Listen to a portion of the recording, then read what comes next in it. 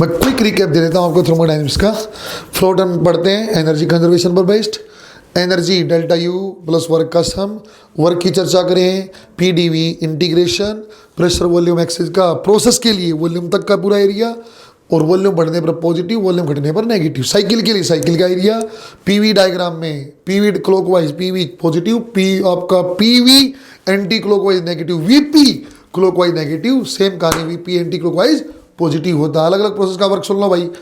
Isochoric zero, isobaric NR delta T, isothermal NR T L N V two by V one, adiabatic P1 V1 minus P2 V2 divide by gamma minus one, या NR T1 minus T2 divide by gamma minus one.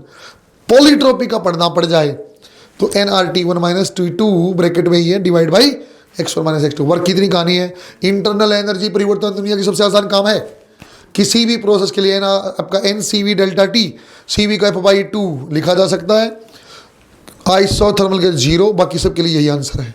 यदि फिर भी कोई विशेष तौर पे पूछे phase change का delta U बताओ, फ्लोट से निकलेगा, हीट एम एल लोगे और डेल्टा यू आपको निकालना, वर्क आपको कांस्टेंट प्रेशर वाला ले लेते हैं, ऊपर में ही होता प्रोसेस। हीट दोनों का सम करना बिल्कुल आसान है। Heat can be equated with N C delta T, C का formula C V plus, C V क्या होता है F by two R, C V plus R divide by one minus X. आप एक्स की वैल्यू पुट करते जाओ। X की value कैसे पता चलेगी? एक्स की वैल्यू पता चल सकती है ग्राफ से या पीवी की पावर से।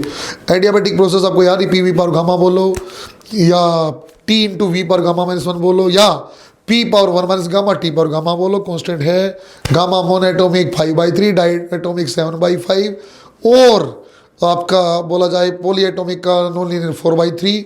बच्चों ये अपनी सारी कहानी में मोटी मोटी पता, इंजन की तो बात की जरूरत है नहीं।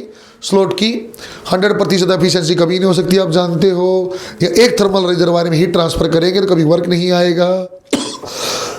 एंट्रोपी आपका एंट्रोपी कॉन्सेप्ट भी यहीं से आता है, रैंडमनेस का, D Q divide by T. वैसे तो इंजन है ही नहीं, फिर भी एफिशिएंसी कार नोट की 1 minus low temperature divide by high temperature होता है, used only for comparison, right. अब ये चली इतनी बात करी थी तो रेफ्रिजरेटर भी क्या होता था पहले, सीओपी, कितनी बिजली खर्च किया, कितना आपने हीट एब्जॉर्ब किया। यदि मान लो बिजली मैंने एब्जॉर्ब किया 100 और मैंने, या बिजली मैंने खर्च किया 100 जूल, मोटा मोटा 100 जूल मैंने बिजली खर्च किया, और जो हीट एब्जॉर्ब किया 200, COP2 हो गया। COP क्या होता है? Heat absorb divide by work, या low temperature divide by high minus low. नमस्कार, धन्यवाद।